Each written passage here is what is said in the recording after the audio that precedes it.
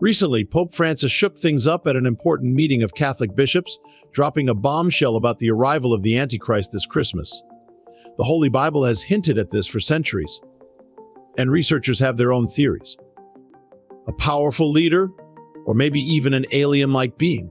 Why did the Pope suddenly spill the beans, and what does it mean for Christians worldwide? What are the theories and signs defining the arrival of the Antichrist this Christmas?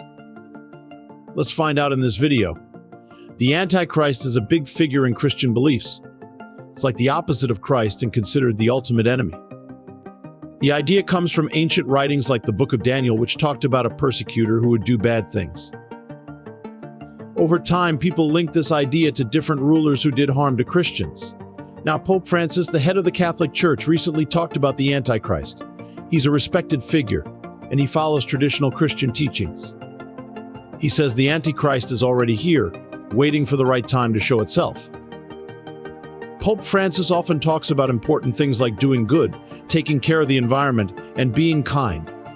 He connects the Antichrist to biblical ideas like the 10 Kings and talks about the end times.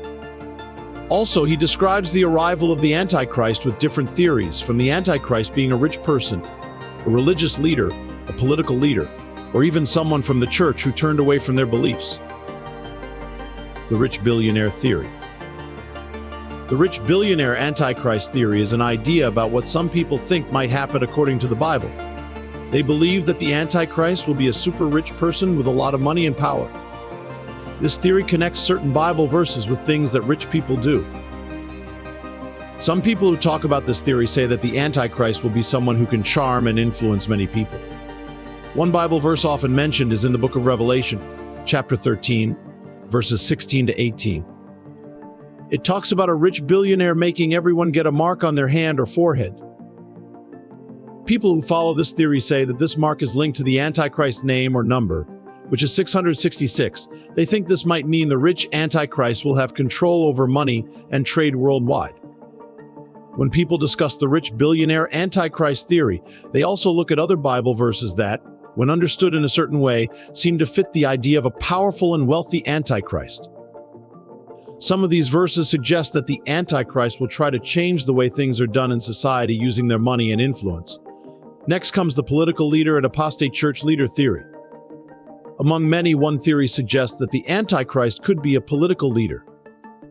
In simple words, this means some people believe that a powerful political figure might act against the true teachings of Christianity, pretending to bring people together while actually working against core religious beliefs. Throughout history, various leaders like Pope Innocent III, Napoleon Bonaparte, and Adolf Hitler have been considered by some as potential antichrists due to their significant political influence and the problems they caused. In the Bible, especially in the book of Daniel, there are visions and prophecies that some connect to the Antichrist. For example, there's talk of an influential leader who rises to power with cunning and destructive abilities. Another theory suggests that the Antichrist could come from within the church as an apostate leader. In simpler terms, this means someone who once believed in Christian teachings but turned away from them. Jesus himself warned about false prophets who pretend to be good but are actually harmful. This sets the stage for the idea that a leader from within the church could deceive believers with destructive intentions. In the Bible, there are prophecies in the Sermon on the Mount and the Olivet Discourse, where Jesus talks about false prophets rising and leading many astray, aligning with the concept of an antichrist from within the church. The Apostle Peter also warned about false prophets and teachers secretly bringing destructive teachings, denying the true Lord.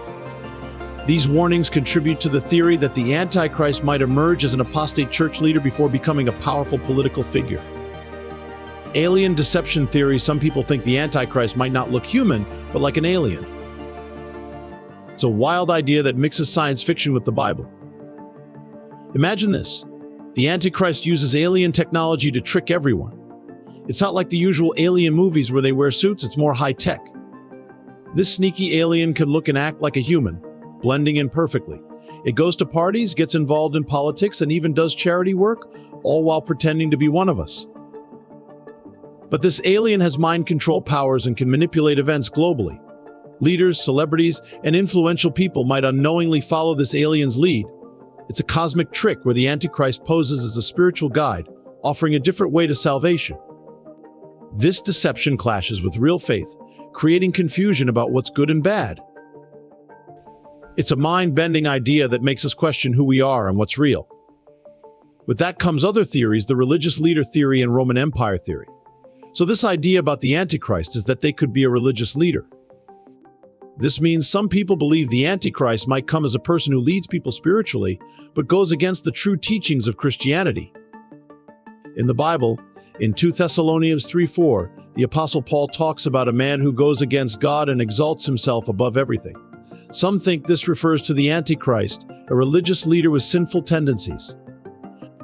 In another part of the Bible, in 1 John chapter 2, verses 18 to 22, there's a warning about Antichrist who deny Jesus as the Christ while not directly pointing to one person. These verses contribute to the idea of the Antichrist being a charming figure leading people away from traditional Christian beliefs. Another theory suggests the Antichrist might come from rebuilding the Roman Empire.